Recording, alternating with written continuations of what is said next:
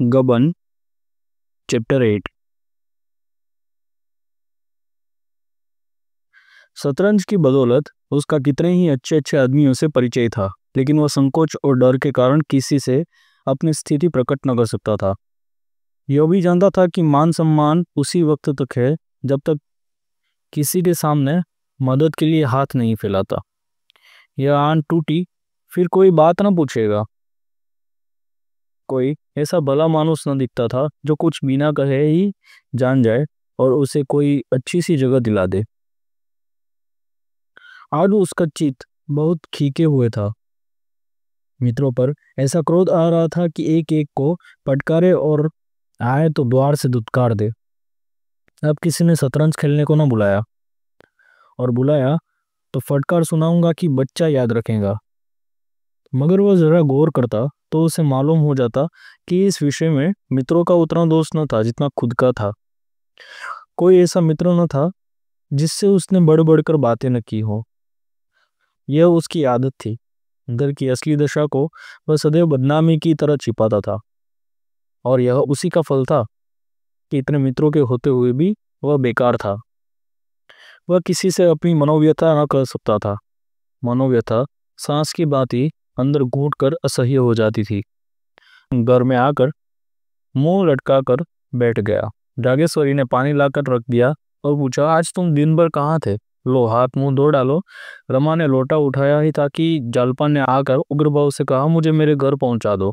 इसी वक्त रमा ने लोटा रख दिया और उसकी ओर ताकने लगा, मानो उसकी बात समझ में न आई हो।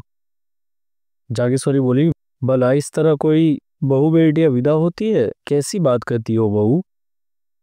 जालपा, मैं उन बहू बेटियों में से नहीं हूँ। मेरा जिस वक्त चाहेगा उस वक्त जाऊंगी, जिस वक्त जी चाहेगा आऊंगी। मुझे किसी का डर नहीं है। अब यहाँ मेरी कोई बात नहीं पूछता तो मैं भी किसी को अपना नहीं समझती। सारे दिन अनाथों की तरह पड़ी रहती हूँ, कोई जानता भी नहीं है। मैं चिड़िया नहीं हूँ जिसका पिंजड़ा दाना पानी रख कर बंद कर दिया जाए। मैं आदमी हूँ। अब इस घर में मैं क्षण भर न रहूंगी। अगर कोई मुझे भेजने न जाएगा तो अकेली चली जाऊंगी। राह में कोई भेड़िया नहीं बैठा है जो मुझे खा जाएगा या मुझे उठा ले जाएगा। और उठा भी ले जाए तो क्या गम है? यहाँ कौन सा सुख भोग रही हूँ?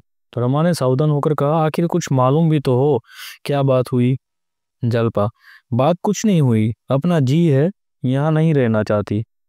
रमानाथ, भला इस तरह जाओगी तो तुम्हारे घर वाले क्या कहेंगे? कुछ ये भी तो सोचो। जलपा, यह सब कुछ सोच चुके हूँ और ज्यादा नहीं सोचना चाहती। मैं जाकर अपने कपड़े बांधती हूँ और इसी वक्त गाड़ी से चली जाऊंगी। यह कर जालपा ऊपर चली गई। रमा भी पीछे पीछे यह सोचता हुआ चला गया कि इसे कैसे शांत करूंगा। जालपा अपने कमरे में जाकर बिस्तर लपेटने लगी कि रमा उसका हाथ पकड़ लिया और बोला, तुम्हें मेरी कसम दी इस वक्त जानने का नाम लिया तो? जालपा ने त्योरी चढ़ाकर कहा, तुम्हारी कसम की हमें कुछ परवाह नहीं है। उसने अपना हाथ छुड़ा लिया और फिर बिछावन लपेटने लगी। रमा खिसियाना सा होकर एक किनारे खड़ा हो गया।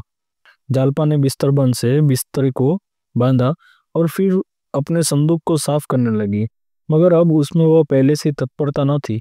बार बार संदूक को बंद करती थी और खोलती थी। वर्षा बंद हो चुकी थी, केवल छत पर रुका हुआ पानी टपक रहा था। आखिर वह उसी बिस्तर के बंडल पर बैठ गई और बोली, तुमने मुझे कसम क्यों दिलाई? रमा के हृदय में आशा की गुदगुदी हुई और बोला, इसके अलावा मेरे पास तुम्हें रोकने का और कोई उपाय न था। जालपा, क्या तुम चाहते हो कि मैं यहीं घुट घुट को मर जाऊं? रवाना, तुम ऐसा मनहूस शब्द क्यों मुंह से निकालती हो? मैं तो चलने के लिए तैयार हूँ। न मानोगी तो पहुंचाना ही पड़ेगा। जाओ, मेरा ईश्वर मालिक है, मगर कम से कम बाबूजी और अम्मा से पूछ लो। बुझती हुई आग में तेल पड़ गया। जलपा तड़प कर बोली, वह मेरे कौन होते हैं जो मैं उनसे पूछूं? रमानाथ, कोई नहीं होते। जलपा, कोई नहीं। अगर कोई होते तो मुझे यूं ही नहीं छोड़ देते। रुपये रखते हुए कोई अपनी प्रियजनों का कष्ट नहीं देख सकता। ये लोग क्या मेरे आंसू न पहुंच सकते थे? मैं दिन के दिन यहाँ पड़ी रहती हूँ। मोहल्ले की स्त्रियाँ मिलने आती है, कैसे मिलूं? ये सूरत तो मुझसे नहीं दिखाई जाती। न कहीं आना न जाना, न किसी से बात न चीत। ऐसे कोई कितने दिन रह सकता है? मुझे इन लोगों से अब कोई आशा नहीं है। आखिर दो लड़के और भी तो है, उनके लिए भी कुछ जोड़ेंगे या तुम्हें ही दे देंगे? रमा को बड़ी बड़ी बातें करने का फिर अवसर मिल गया। वह खुश था कि इतने दिनों के बाद आज उसे प्रसन्न करने का मौका मिला। वह बोला, तो ये तुम्हारा ख्याल बहुत ठीक है, जरूर यही बात है। नहीं तो 2,500-3,000 उनके लिए क्या बड़ी बात थी। 50,000 बैंक में जमा है, दफ्तर तो केवल दिल बहलाने जाते हैं। जालपा, मगर है मक्खी चूस पल्ले सिरे के। ब्रह्मानाथ, मक्खी चूस न होते तो इतने संपत्ति कहाँ से आती? जालपा, मुझे तो किसी की परवाह नहीं है जी। हमारे घर में किसी बात की कमी नहीं है, दाल रोटी वहां भी मिल जाएगी। 2-4 सखी सहेलियां हैं, खेत खलियान है, बाग बगीचे हैं और जी बहलता रहेगा। रमानाथ, और मेरी दशा क्या होगी जानती हो? धूल धूल कर मर जाऊंगा। जब से चोरी हुई है, मेरे दिल पर जैसी गुजरती है वह मेरा दिल ही जानता है। अम्मा और बाबूजी से एक बार नहीं लाखों बार कहा, जोर देकर भी कहा, 2-4 चीजें तो बनवा दीजिए, पर किसी के कान पर जूं तक ना रहेगी। न जाने क्यों मुझसे आंखें उधर कर ली। जालपा, जब तुम्हारी नौकरी कहीं लग जाएगी तो मुझे बुला लेना। रमानाथ, तलाश कर रहा हूँ, बहुत जल्द मिलने वाली है। हजारों बड़े बड़े आदमियों से मुलाकात है, नौकरी मिलने में क्या देर लगती है। हाँ, जरा अच्छी जगह चाहता हूँ। जालपा, मैं इन लोगों का रुख समझती हूँ, मैं भी यहाँ अब दावे के साथ रहूंगी। क्यों, किसी से नौकरी के लिए नहीं कहते हो? रमानाथ, शर्म आती है, किसी से कैसे कहूँ? जालपा, इसमें शर्म कौन सी बात है? कहते शर्म आती हो तो खत लिख दो। रमा उछल पड़ा, कितना सरल उपाय था, और अभी तक यह सीधी सी बात उसे क्यों ना सूझी थी। बोला, हाँ, यह तुमने बहुत अच्छी बात कही, कल जरूर लिखूंगा। जालपा, मुझे पहुंचा कर आना तो लिखना, कल ही थोड़े लौट जाओगे। रामानाथ, तो क्या तुम सचमुच जाओगी? तब मुझे नौकरी मिल चुकी और मैं खत लिख चुका, इस वियोग के दुख में बैठकर रोऊंगा कि नौकरी ढूंढूंगा? नहीं, इस वक्त जाने का विचार छोड़ दो। नहीं, सच कहता हूँ, मैं कहीं भाग जाऊंगा। मकान का हाल देख चुका, तुम्हारे सिवा और कौन बैठा हुआ है जिसके लिए यहाँ पड़ा सड़ा रहूं?